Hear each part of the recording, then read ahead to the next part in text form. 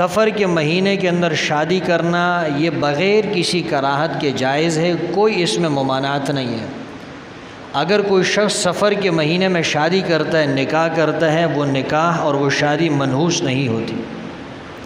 یہ جو کہا جاتا ہے کہ سفر کے مہینے کے اندر مصیبتیں آتی ہیں، بلائیں آتی ہیں، تکالیف آتی ہیں، یہ بات بھی غلط ہے، اس لیے کہ وہ کون سا مہینہ ہے جس مہینے میں انسان پر تکلیف نہیں آتی، مصیبت نہیں آتی؟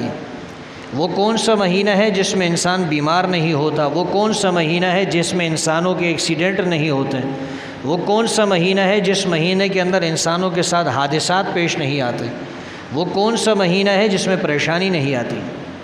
یہ تکالیف، یہ پریشانیاں، یہ مصیبتیں تو رمضان میں بھی آ سکتی ہیں، یہ ربیع الاول میں بھی آتی ہیں، یہ دوسرے مہینوں میں بھی تکلیف آتی ہیں۔ یہ کہنا کہ سفر کا مہینہ منحوس ہوتا ہے یا سفر کے مہینے کی شادی صفر ہوتی ہے، یہ بالکل غلط بات ہے۔ جس طرح تکلیف دوسرے مہینوں میں آ سکتی ہے، سفر کے مہینے میں بھی آ سکتی ہے، یا جس طرح سفر کے مہینے میں تکلیف آ سکتی ہے، دوسرے مہینوں میں بھی تکلیف آ سکتی ہے۔ تو یہ جتنی باتیں ہمارے ذہنوں میں آ گئی ہے کہ سفر کا مہینہ منحوس ہوتا ہے، اس میں انسان کے اوپر حادثات پیش آتے ہیں، اس مہینے کے اندر واقعات پیش آتے ہیں، اس مہینے کے اندر شادی نہیں کرنی چاہیے، یہ سب غلط باتیں ہیں۔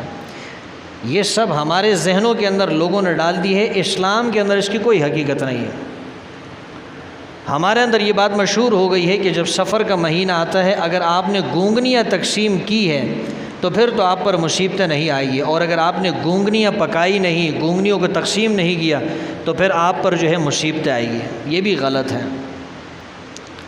آپ اگر صدقہ کرنا چاہتے ہیں تو صدقہ آپ کسی بھی مہینے میں، کسی بھی دن میں آپ کر سکتے ہیں۔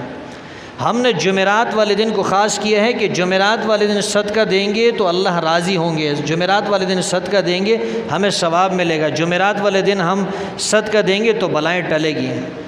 یہ بات بھی غلط ہے۔ آپ جمعرات کو صدقہ کریں تو بھی اللہ قبول کرتا ہے، جمعے کو کریں تو بھی اللہ قبول کرتے ہیں، اتوار کو کریں تو بھی اللہ قبول کرتے ہیں۔ آپ جس دن چاہیں صدقہ کریں، اللہ اس کو قبول کریں گے، اور صدقے کا فائدہ یہ ہے کہ جو مصیبتیں آنے والی ہے وہ مصیبتیں اللہ روک دیں گے، اور جو مصیبتیں آ چکی ہے اللہ اس کو ٹال دیں گے۔ تو صدقے کے فوائد تو اپنی جگہ پر ہے، صدقہ کرنے سے انسان کی مصیبتیں ختم ہوتی ہے، تکالیف ختم ہوتی ہے، لیکن آپ نے جو اس مہینے کو خاص کیا ہے کہ اسی مہینے کے اندر اور اس مہینے کے اندر جو چیز تقسیم کرنی ہے وہ صرف گونگنیاں ہیں۔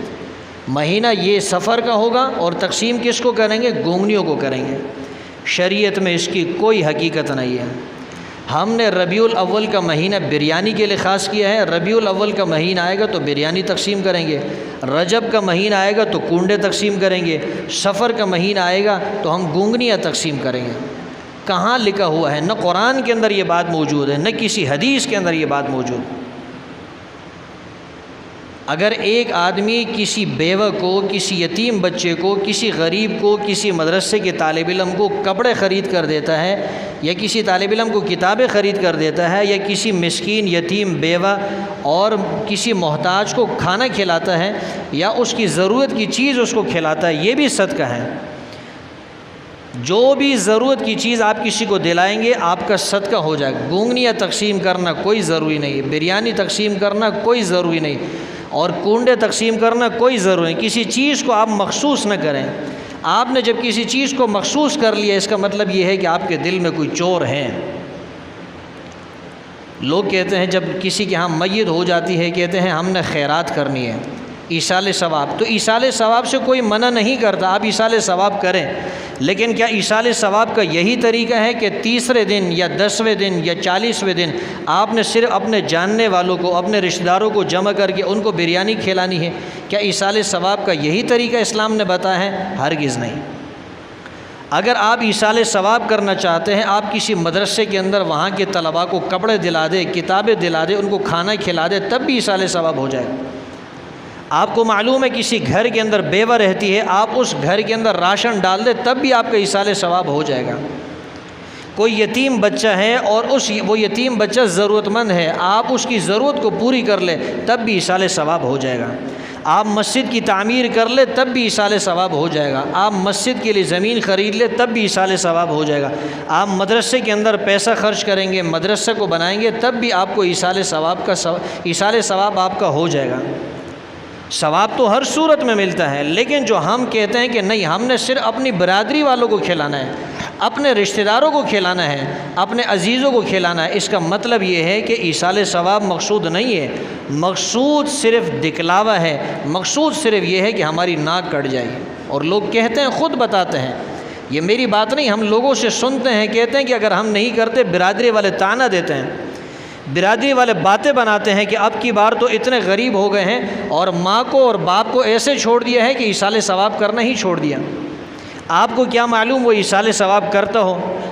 ایک آدمی اگر ایصال ثواب کرتا ہے تو کیا برادری کے لوگوں کو، قوم کے لوگوں کو بتانا کوئی ضروری ہے؟ کوئی ضروری نہیں۔